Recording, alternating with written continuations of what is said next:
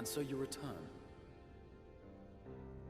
Have you gained a better understanding of the crisis now faced by the First? Better is not the word I would use. Some lands may have been spared the flood, but the survivors live only to suffer. There seems no end to the horrors inflicted by the Sin Eaters. Indeed. Those abominations are a calamity in their own right.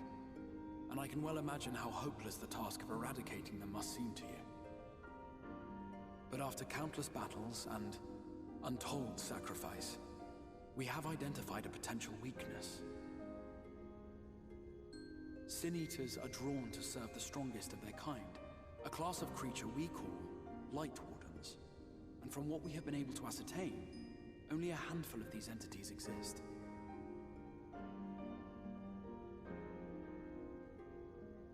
Just as an ant colony will perish in the absence of its queen, we believe that the death of a Light Warden will cause the lesser creatures within its sphere of influence to disperse.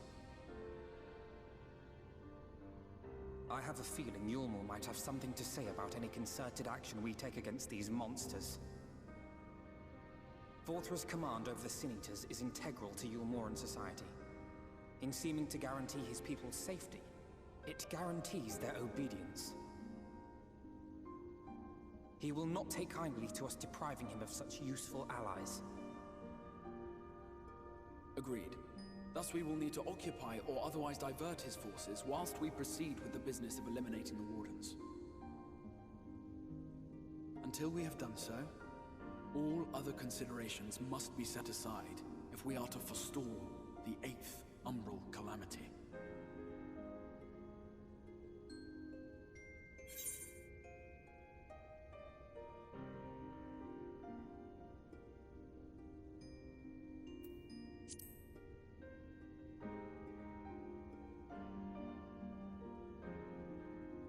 Your uncertainty is understandable given the circumstances. Perhaps a more detailed explanation is in order. To begin at the beginning, then.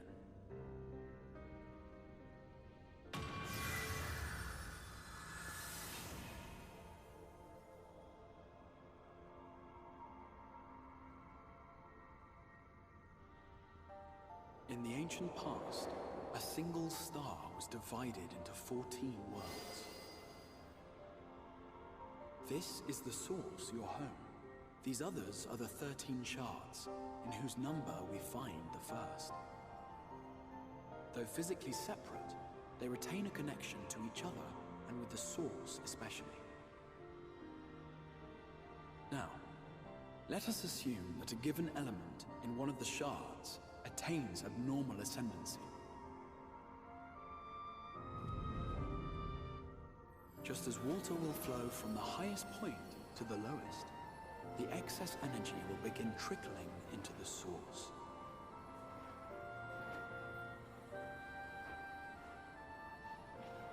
And such an influx of ether will of course exert a palpable influence. If the element in question were fire, then drought and wildfires might ensue. If it were ice, one might expect the weather to turn bitterly cold.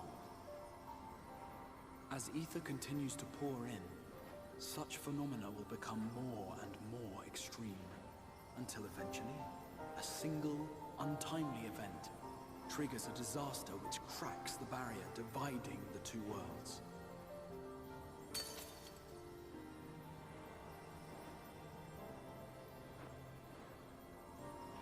What was once a trickle now becomes a deluge, sweeping the shard along to be rejoined with the source. At the same time, the element which held sway in the shard is unleashed in full, its energies amplifying the original disaster to truly catastrophic proportions. An earthquake thus magnified might strike with enough force to shatter continents. A tidal wave might swell to a size capable of drowning entire nations. These devastating events are what we refer to as umbral calamities. 7 times has a calamity befallen the source. 7 times has a shard been absorbed.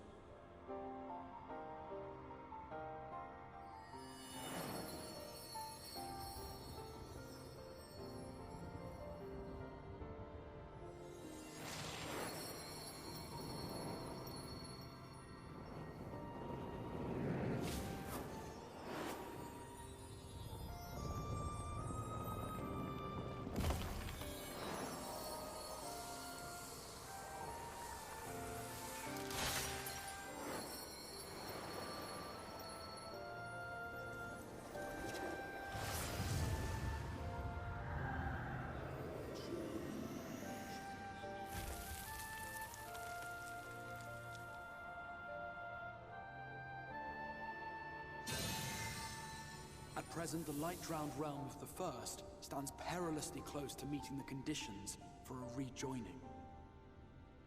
It is the Sin Eaters who are to blame for the Light's continued dominance. In addition to attracting their lesser kin, the Light Wardens I mentioned earlier radiate ether, saturating every corner of their territory with light. Even here in the flood-spared region of Norvrat, their influence is strong enough to banish night from the sky. Thus, if we are to restore balance to the First and head off a potential calamity, it is imperative that we put each and every Light Warden to the sword. We've been doing our best to take the fight to the enemy ever since we first heard the Exarch's explanation. Though we have yet to claim any meaningful victories if truth be told. Apart from being confoundingly elusive, the Light Wardens possess a troublesome quality which compelled us to delay our plans until such time as you arrived.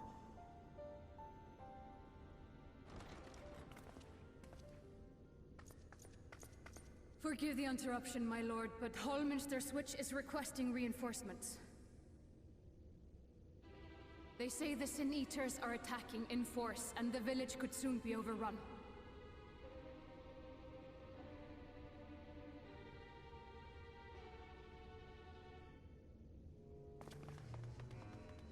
Alert the guard. We should be prepared in case the fighting reaches the Crystarium. You have command of our forces in the field, Captain, but hold off on entering the town until I arrive. That goes for Alphinaud and Alize as well. My lord.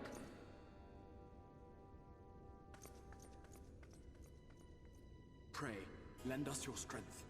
Such a fight will provide you with far greater insight than any explanation I could offer.